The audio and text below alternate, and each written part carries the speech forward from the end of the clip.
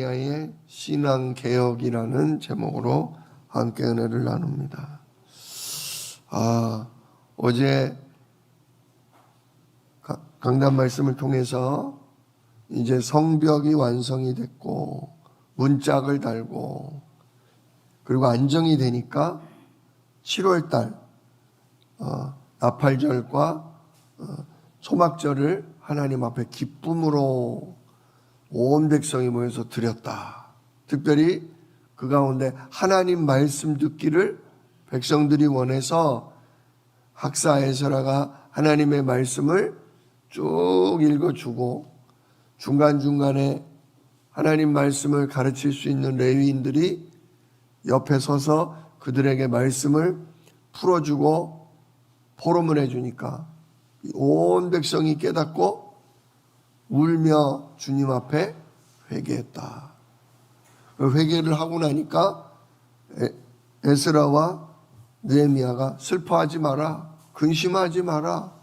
너희들의 그 죄를 하나님께서 어린 양의 피를 보시고 다 용서하셨다.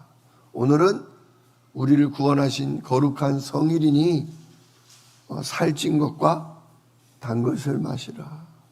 어린 양의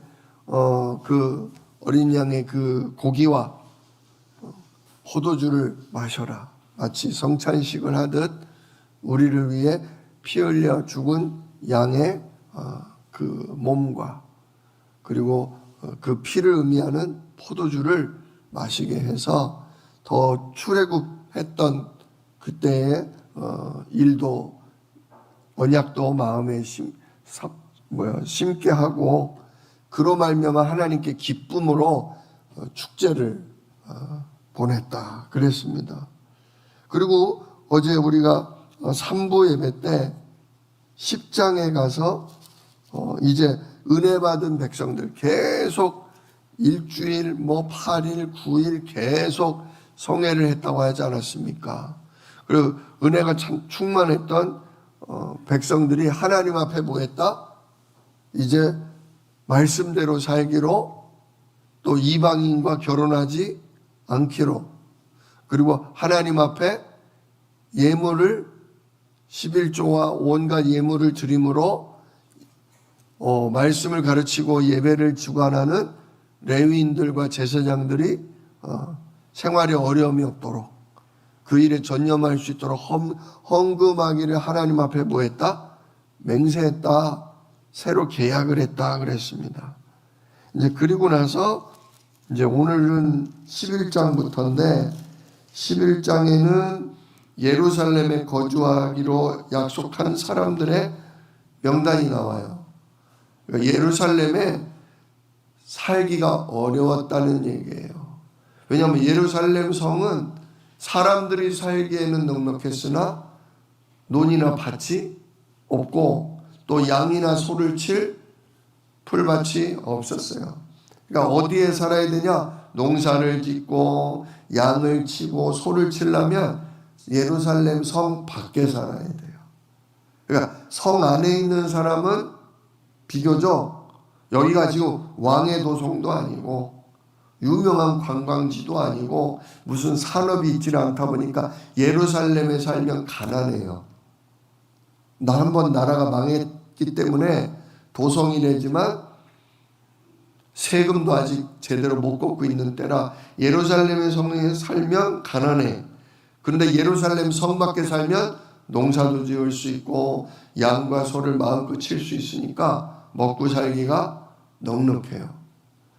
그러다 보니까 백성들이 전부 다 밖에 나가 살라고 하지 성 안에 살라고 하지를 않아요. 그러면 성 안에서 성벽을 지키고 성전을 지키고 해야 될 사람들이 부족하잖아요.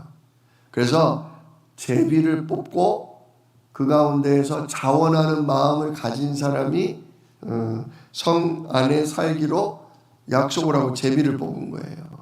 그래서 10분의 1의 백성들이 예루살렘 성에 살기로 작정했다. 비록 먹고 살기는 쉽지 않아도 하나님의 성전을 위해 예루살렘 성을 지키기 위해 그렇게 예루살렘 성에 살기로 했다. 그 사람들의 명단이 쭉 나오고요. 11장에는 12장에는 이제 하나님의 복음, 예배와 찬송과 그런 제사를 위해 수고한 제사장들과 레위 사람들의 명단이 쭉 나오고, 특별히 느헤미야가 성벽을 다 짓고 나서 하나님 앞에 어떻게 그 성벽을 지은 거에 대해서 감사 예배를 드렸는지의 내용이 12장에 쭉 나오죠. 그리고 이제 오늘 우리가 읽은 13장은 무슨 내용이냐면, 느헤미야가 아까 10장에서 뭐 했다? 하나님 말씀대로 살고 이방 사람들과 내 자녀를 결혼시키지 않고 헌금을 하나님 앞에 11조와 온갖 예물을 제대로 드려서 주의 성전을 위해 복음과 전도를 위해 수고하는 자들이 말씀과 기도에 전념할 수 있도록 하겠다 한 이런 약속을 제대로 지키는가 못 지키는가를 이 느헤미야가 살피는 장면이 오늘 13장이라고 볼 수 있습니다. 자, 오늘 13장 1절을 보면 그날 모세의 책을 낭독하여 백성에게 들려주었는데, 이게 이제 지난번 그 은혜 받았던 그때의 일을 얘기하는 거예요. 그 책에 뭐라고 나와 있었냐면, 기록하기를 암몬 사람과 모압 사람은 영원히 하나님의 총회에 들어오지 못하리니. 자, 모압과 암몬 사람이 누구냐? 아브라함이 가나안 땅 들어올 때 누구 데리고 들어왔죠? 아들이 없어서 조카 롯을 데리고 들어왔잖아요. 그 롯이 소돔성 갔다가 소돔성이 타락해서 불타 없어지는 바람에 딸들이 시집도 제대로 못 간 채 도망 나왔잖아요. 그래서 조카 롯하고 부인은 중간에 소금 기둥되고 딸 둘만 남았는데 시집도 못 갈 형편이라 결국 아버지를 술을 먹이고 아버지와 관계를 맺어서 낳은 자식들이 바로 모압과 암몬입니다. 그러니까 아브라함의 조카 롯의 자손이 모압과 암몬이죠. 아무튼 이스라엘 백성하고는 무슨 관계예요? 친척 관계죠. 친척 관계. 그죠?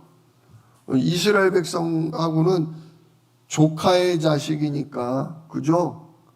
아브라함이 있고 롯은 조카인데 그 조카의 자손들이 모압과 암몬이니까, 그래서 하나님이 가나안 족속은 다 죽여도 누구는 죽이지 마라.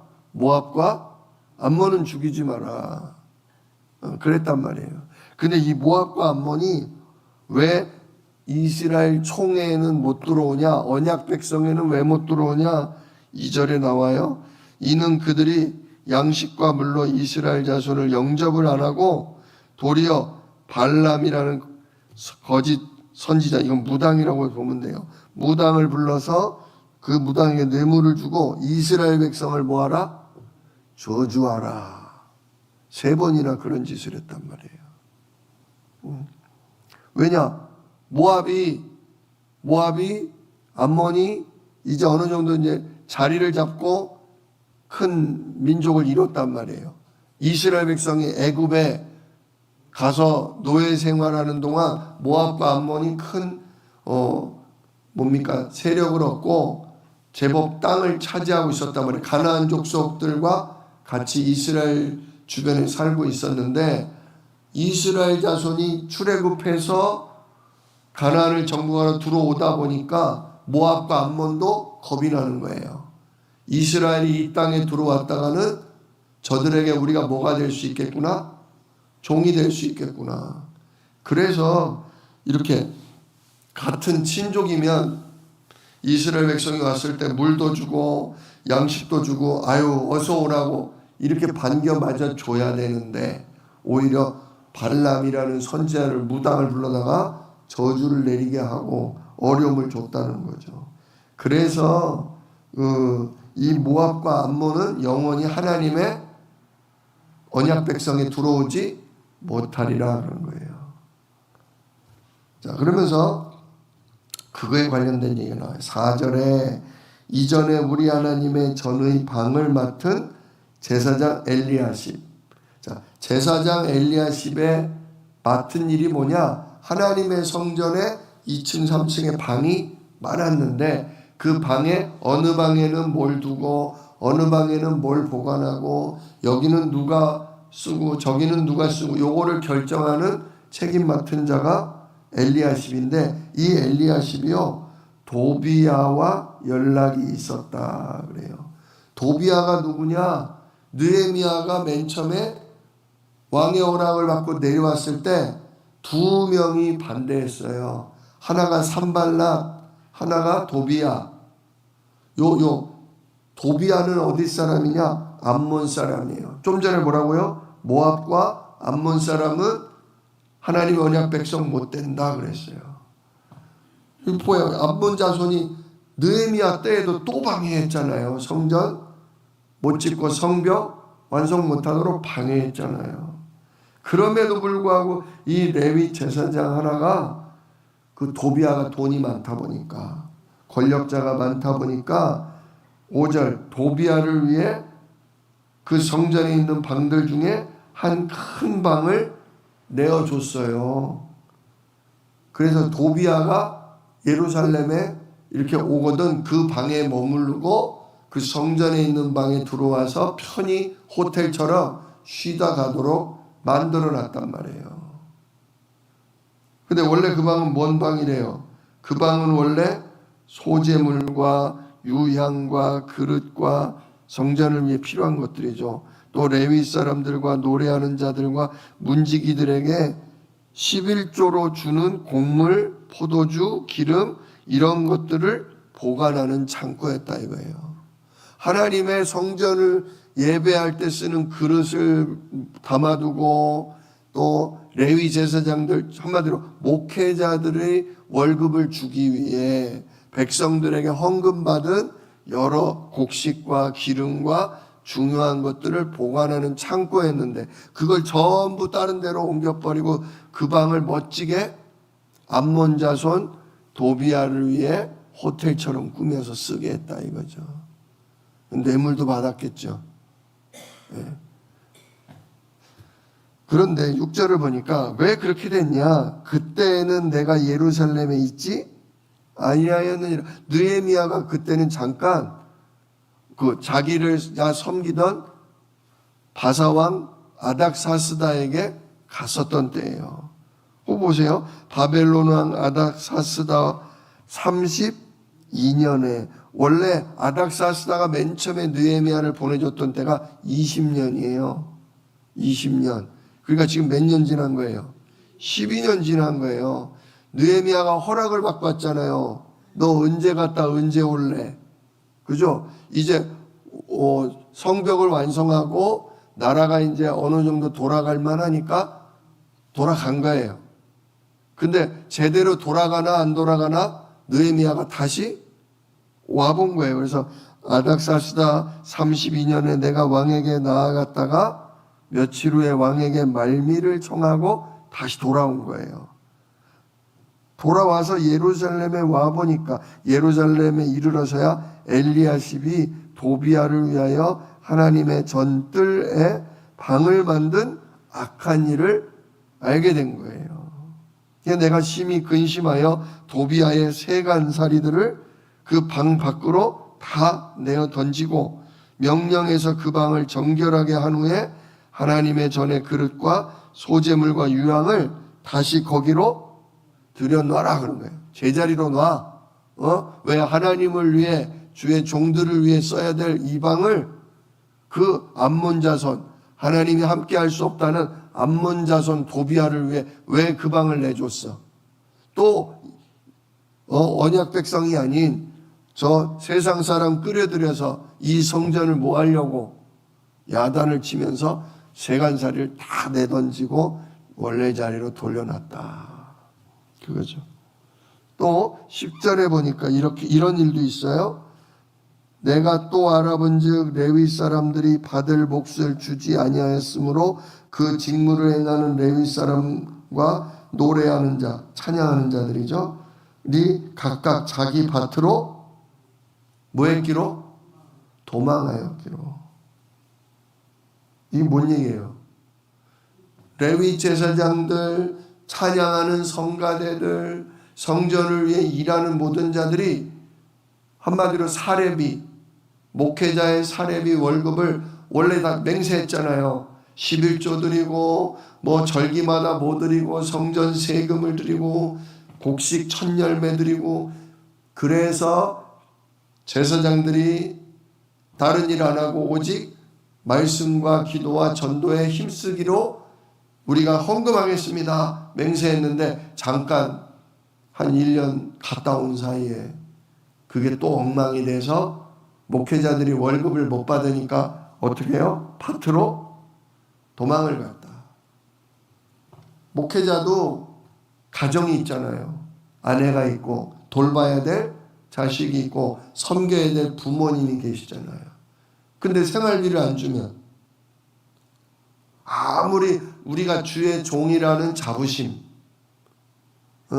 우리가 하나님의 말씀을 맡았다는 사명감이 있어도, 아니 아내가 굶고 자식이 굶고 부모님이 굶는데 어떻게 그 일을 지속할 수 있겠어요? 그게 요즘 목회자들 가운데 개척교회들이 너무 안 되니까요, 목사님들이 일주일에 한 며칠씩은요 쿠팡에 가서 일하셔요. 쿠팡에 가서 하루에 한 12만 원, 13만 원 주니까 일주일에 예배가 없는 날은 쿠팡에 가서 일해요. 그만큼 말씀과 기도에는 전무하기가 어려운 거예요. 왜? 쿠팡에 가서 일하기가 얼마나 힘듭니까? 그만큼 말씀 보고 기도하기가 쉽지가 않죠. 똑같은 거예요. 옛날이나 지금이나 단지 내가 주의 종이라는 자부심과 내가 하나님의 말씀을 맡았다는 사명감만으로는 못 살아요. 사실 우리나라 6.25 때, 6.25 이후에 우리나라 가난했을 때 목회자들이 정말 많은 희생, 많은 헌신을 했어요. 제대로 못 먹고 못 입고 자식을 제대로 못 키워도 내가 진짜 영혼을 구원하고 진짜 하나님 섬긴다는 자부심으로 목사님들이 버텨왔기 때문에 한국이 전도가 되어지고 한국이 복을 받고 한국교회가 컸던 거죠. 그분들의 눈물 어린 고생과 수고를 다한 헌신이 없었다면 한국교회는 명맥이 끊어졌을 거예요. 다행히도 그래도 이북에서 내려온 많은 뜨거운 신앙인들이 11조하고 그 어려운 중에도 헌금하면서 목사님을 도왔기 때문에 한국교회가 끊어지지 않고 오늘날에 이런 응답을 누릴 수 있는 겁니다. 자, 아무튼 이렇게 느헤미야가 와보니까 잠깐 비운 사이에도 하나님 앞에서 맹세했던 걸 어기고 헌금을 안 하는 거예요. 목회자들에게 사례비를 안 준 거예요. 그러니까 11절, 내가 모든 민장 백성의 책임자들을 꾸짖어 이르기를 하나님의 전이 어찌하여 버림바 되었느냐. 그죠? 성전을 섬기는 목회자들이 먹고 살기 위해서 농사하러 가버리니까 하나님의 성전이 어떻게 돼요? 버림바 되었다. 빈집됐다 이거예요. 성전에 날마다 향불을 키우고 향을 올리고 등불을 켜고 아침과 저녁으로 어린 양으로 번제를 드리고 그때마다 성가대가 하나님 앞에 찬양과 영광을 돌려야 하는데 다들 도망갔어. 왜? 헌금들도 안 하고 책임자들도 진짜 헌금이 없으면 자기들이라도 어떻게 그분들에게 좀 헌신하고 나눠줘야 되는데 그럴 사람들이 없으니까. 그래서 야단을 친 후에 레위 사람들을 불러 모아 다시 제자리에 세우는 거예요. 다들 돌아오시오. 목회자들 다들 돌아오시오. 다 생활비를 줄 테니까 와서 하나님 앞에 예배하고 찬양하고 기도하고 말씀 가르치는 일에 힘쓰시오. 그런 거예요. 그러면서 12절 이에 온 유다가 곡식과 새 포도주와 기름의 11조를 가져다가 곡간에 드림으로 내가 제사장 셀리에마와 서기관 사독과 레위 사람 부다야를 창고지기로 삼고 마따냐의 손자 삭굴의 아들 하난을 버금 부 책임자로 삼고 이는 그들이 충직한 자로 인정 충직한 자로 이기 때문에 그들을 세우고 그 직분은 형제들에게 즉 레위인들에게 뭐 하는 거? 생활비를 받은 11조와 그런 것들을 예물로 그들에게 생활비를 나눠주는 일을 맡게 했다. 그러니까 목회자들이 하나님의 일에 전념할 수 있도록 들어온 헌금들을 제대로 이렇게 잘 나눠주게 했다. 진짜 느헤미야가 없으면 어떻게 되겠어요? 그죠? 외부 사람이 성전에 와서 방을 차지하지를 않나? 주의 종들이 생활할 수가 없어서 밭으로 들러 나가서 일을 하고 성전은 텅 비지를 않나? 느헤미야 같은 사람이 있어야겠습니까? 없어야겠습니까? 있어야 되는 거예요. 이게 중직자예요. 이게 정말 중직자예요. 목회자를 도와서 정말 교회를 책임질 장로, 권사, 안수집사, 진짜 우리 집사님들 이런 분들이 이렇게 헌신하고 바르게 나아가 줄 때 교회는 건강해지고 목회자는 힘있게 진짜 기도하며 현장에 나가서 말씀을 전달할 수 있다 그겁니다. 자, 그리고 15절에도 또 이런 일이 있어요. 15절에 이번에는 그때 내가 본즉 유다에서 어떤 사람이 안식일에 술투를 밟고 곡식단을 나귀에 실어 운반하며 포도주와 포도와 무화과와 여러 가지 짐을 지고 안식일에 예루살렘에 들어와 음식물을 팔기로 그날에 내가 경계하였고. 오늘 무슨 날이냐? 오늘 예배 드리는 날인데 너 지금 뭐하고 있냐? 왜 예배는 안 드리고 와서 장사하냐? 사람들이 예배 드리러 예루살렘에 모여오니까 사람들이 많이 모여드니까 그 틈을 타서 뭐 하는 거예요? 포도요, 떡이요, 장사하는 거예요. 장사하지 마. 너도 뭐해? 너도 예배 드려. 그러는 거예요. 또 16절에 보니까 두로 사람. 이런 사람들이 생기니까 이방인들도 와서 예루살렘에 주일날 뭐 하는 거예요? 장사하는 거예요. 두로 사람이 예루살렘에 아예 살면서 물고기와 각양 물건, 생활 필수용품들을 갖다가 안식일에 예루살렘에서도 유다 자손에게 팔기로 내가 유다의 모든 귀인들, 책임자들을 꾸짖어서 그들에게 이르기를 너희가 어찌하여 이 악을 행하여 안식일을 범하느냐. 18절 너희 조상들이 이같이 행하지 아니하였느냐. 니네 조상들도 이렇게 주일날 일하고 장사하고 그러면서 예배 말씀과 기도로 은혜 못 받아 놓으니까 결국 어떻게 됐냐? 그래서 우리 하나님이 이 모든 재앙을 우리와 이 성읍에 내리신 거 아니냐? 그럼에도 불구하고 너희가 안식일을 이 예배하는 날을 범해서 진노가 이스라엘에게 더욱 심하게 임하도록 또 망하려고 하냐? 또 하나님께 벌 받으려고 하냐? 우리 자녀들이 예배 생활을 우습게 알고 하나님 말씀을 가볍게 여기면 우리는 망한다. 주의를 소중하게 우리가 지켜야 되고 은혜 받아야 된다. 그래서 아예 19절 안식일 전날에는 예루살렘 성문이 그 어두울 때 내가 성문을 닫고 주일날 안식일 전날 성문을 닫아놓고요. 안식일이 끝날 때까지는 문을 열어주지를 않는 거예요. 열지 마라.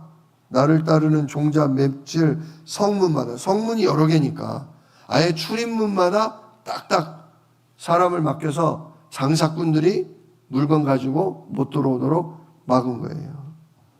그래서 안식일에는 아무도 짐을 들여오지 못하게 했더니 장사꾼들이 각양 물건 파는 자들이 한두 번씩 예루살렘 성에 왔다가 문이 닫히니까 어떻게 돼요? 못 들어오고 밖에서 사고 있는 거예요. 그러니까 느헤미야가 또 가가지고 21절 내가 그들에게 경계하여 이르기를 너희가 어찌하여 성 밑에서 자느냐 다시 이렇게 하면 내가 감옥에 잡아 넣는다 하고 야단을 친 거예요. 그랬더니 그 후부터 안식일에는 그들이 다시는 오지 않았다. 예루살렘 성에서 안식일에는 장사 못하는구나. 여기 와봤자 소용도 없구나. 그냥 오로지 하나님께 뭐하는 날이구나? 예배하는 날이구나. 그래서 온전히 주의를 지키고 말씀과 기도에 집중할 수 있도록 도왔다는 거죠. 느헤미야가 어때요? 제대로 지금 백성들을 신앙 훈련을 시키죠. 자, 그리고 또 이제 23절부터는 그때 내가 또 본즉 유다 사람이 아스돗과 암몬과 모압 여인을 맞아 아내로 삼았는데 그러다 보니까 그들의 자녀가 아스돗 방언 그 외국 여자를 데리고 오니까 그 외국 말을 절반쯤은 하는데 유다 나라 사람의 말은 전혀 못해. 그러다 보니까 어떻게 돼요? 내가 느헤미야가 그들을 뭐예요? 야단을 치고 저주를 하면서 그들 그 아버지들 그 남편들 몇 사람을 때리고 그들의 머리털을 뽑고 너희는 너희 딸들을 그들의 아들들에게 주지 말고 너희 아들들이나 너희를 위하여 그들의 딸을 데려오지 아니하겠다고 하나님을 가리켜 맹세하라. 전에 너희들 맹세했는데 또 어겼냐? 하면서 그냥 매를 치는 거예요. 지금 이게 왜 그러냐면 이방 여자들을 며느리로 맞이하다 보니까 자녀들이 유다 나라 말을 해요 못해요? 이스라엘 나라 말을 못해. 지금 모든 예배 시간에 유다 말로 뭐예요? 성경 말씀을 읽어주고 유다 나라 말로 말씀을 가르치는데 유다 말을 못하는 자식이 생기면 어떻게 돼요? 걔들이 성경을 알아듣겠어요? 신앙이 자라겠어요? 안 자란단 말이에요. 그 26절에 얘기하잖아요. 또 이르기를 옛적에 이스라엘 왕 솔로몬이 이 일로 범죄하지 아니하였느냐? 그는 많은 나라 중에 비길 왕이 없이 하나님의 사랑을 입은 자라. 이렇게 솔로몬이 하나님께 큰 사랑을 받았는데 나이 들어 여자들에게 빠지면서 이방 여자들을 끌어들이니까 그 여자들이 뭘 가지고 왔다? 자기네 나라 우상들을 가지고 오고 뭐를 세워달라? 신전을 세워달라, 산당을 세워달라. 그래서 26절 끝에 뭐라고 그래요? 이방 여인이 그를 범죄하게 하였나니. 솔로몬이 여자 때문에 우상 숭배하는 죄를 범하게 됐다 그 얘기예요. 그래서 27절 너희가 이방 여인을 아내로 맞아 이 모든 큰 악을 행하여 우리 하나님께 범죄하는 것을 우리가 어찌 용납하겠냐. 이방인하고 결혼하지 마라 얘기하는 거예요.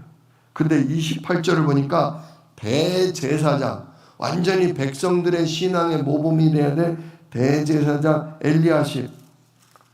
아까 얘기 나왔죠. 엘리야십이 도비아한테 성전 방 내줬다 그랬죠. 이 인간이 또 엘리야십의 손자, 아버지가 그러니까 손자까지 요야다의 아들 하나가 호론 사람 산발랏의 사이가 되었으니, 산발랏은 아까 얘기했지만 요거는 사마리아 땅에 먼저 정착한 이방인이에요. 요 사람도 느헤미야 성벽지로 왔을 때 아주 반대하던 사람이 산발랏이죠. 그러니까 이 엘리야십 요 제사장이 돈 받고 권력자들하고 손잡고 이방인하고 손잡고 그러더니 자기 뭡니까? 자기 아들을 권력자에게 또 며느리를 그렇게 드리고 그래서 느헤미야가 어떻게 했다? 그 사람을 내가 내어 쫓아 나를 뭐하게 했느니라? 아예 그냥 다 내쫓아 버렸어요. 그러려면 니들 이방인 그렇게 좋으면 이방인하고 가서 살아. 언약 백성 니들 될 수 없어. 나가. 나라를 망치고 우리나라의 신앙을 어지럽히는 자들은 나가라 하고 내쫓아 버립니다. 이렇게 해서 완전히 백성들이 뭡니까? 이방 사람하고 어울리지 않고 이방 사람과 결혼하지 않고 안식일을 온전히 지키고 하나님 앞에 헌물을 제대로 바쳐서 진짜 예배 생활, 기도 생활이 제대로 돌아가도록 끝까지 느헤미야는 뭐했다? 사는 날 동안 끝까지 그렇게 신앙생활이 유지되도록 중요한 중직자의 역할을 감당했다. 그래서 그 후대가들이 복받았다 그 얘기예요. 그래서 제대로 이 언약 백성들이 신앙의 나라로 다시금 설 수 있었다. 예수님 오실 준비를 할 수 있었다. 그 얘기입니다. 오늘로써 이렇게 귀중한 느헤미야는 끝이 납니다. 오늘 우리가 긴 시간 말씀을 들었는데요. 느헤미야는 앞부분은 하나님의 능력을 힘입어서 성벽을 52일 만에 지었고 뒷부분은 이제 성벽과 성전을 제대로 깨끗이 한 후에 제대로 신앙생활을 할 수 있도록 말씀운동, 기도운동, 헌금운동 펼쳤다. 그래서 그 시대가 큰 성령 충만한 하나님의 인도를 받는 귀중한 아주 시기가 되었다. 시대를 살렸다. 우리 사랑하는 주한 새생명교회 모든 성도 여러분, 느헤미야처럼 진짜 나라를 지키고 교회를 보호하고 진짜 신앙생활을 위해 앞장서서 헌신하실 수 있는 귀중한 중직자 되게 하옵소서. 느헤미야처럼 오늘 기도하고 하나님의 성령에 충만한 인도받아서 값진 인생을 사시다가 가시기를 주님의 이름으로 축복합니다. 기도하겠습니다. 은혜로우신 아버지 하나님 감사합니다. 우리에게 느헤미야라는 귀중한 말씀을 알려주셔서 감사를 드립니다. 진짜 그는 나라를 사랑하고 하나님의 성전을 사랑함으로 편안한 삶을 포기하고 어렵고 힘든 고난의 길을 택했습니다. 그럴 때 하나님이 그를 축복하셔서 성벽을 수일 만에 완성케 하셨고 또한 언약 백성들이 말씀 생활, 기도 생활 또 목회자들이 제대로 정말 그 사명을 감당할 수 있도록 헌금 개혁을 이루게 했습니다. 하나님 끝까지 그 사는 날 동안 교회를 위해 주를 위해 헌신함으로 그리스도 오실 정말 새로운 땅이 준비가 되었습니다. 아버지, 우리도 느헤미야와 같이 하나님 주신 지혜와 하나님 주신 정말 힘으로 주의 교회를 든든히 세우고 우리의 목회자를 돕고 후대를 위해 주여 모범적으로 헌신할 수 있는 은혜를 허락하여 주옵소서. 우리에게 주여 오력을 덧입혀 주셔서 남은 생애 기간 동안 정말 하나님이 기뻐하시는 일을 끝까지 행하다가 주 앞에 복된 복을 받고서 후대에게 넘겨주고서 갈 수 있는 우리들의 인생이 되도록 주여 축복하여 주시옵소서.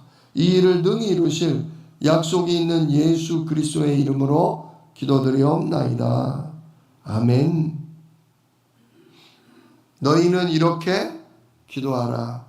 하늘에 계신 우리 아버지여, 이름이 거룩히 여김을 받으시오며 나라가 임하시오며 뜻이 하늘에서 이룬 것 같이 땅에서도 이루어지이다. 오늘날 우리에게 일용할 양식을 주시옵고 우리가 우리에게 죄 지은 자를 사하여 준 것 같이 우리 죄를 사하여 주시옵고 우리를 시험에 들게 하지 마시옵고 다만 악에서 구하옵소서. 나라와 권세와 영광이 아버지께 영원히 있사옵나이다.